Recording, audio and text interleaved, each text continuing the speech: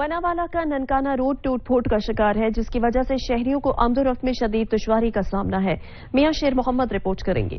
मनावाला Nankana road जो कि 20 साल पहले तैयार हुआ था, इसकी हालत बस से बदतर हो चुकी है। यहाँ से पैदल चलना भी शदीद मुश्किलात हो चुका है। ये रोड सैकड़ों देहातों को गुजरगाह है। इसी तरह इस रोड पर मौजूदा तलीमी अदारे, सिविल अस्पताल, थाना मनावाला, बैंक्स और दीनी मदरसे और गवर्नमेंट बॉयज स्कूल और प्राइवेट स्कूल, शहर की सब्ज मंडी भी मौजूद है। इसके साथ साथ ये रोड जिला ननकाना साहब को मिलने वाला वाहद रोड है। इस रोड पर जगह जगह घड़े बन चुके हैं और गिरदो गुबार रहने की वजह से लोग सांस और कई महलक किस्म की बीमारियों में मुब्तला होने लगे हैं। 20 साल पहले गलती से ये रोड को तमीर कर दिया था साबका हुकूमत ने।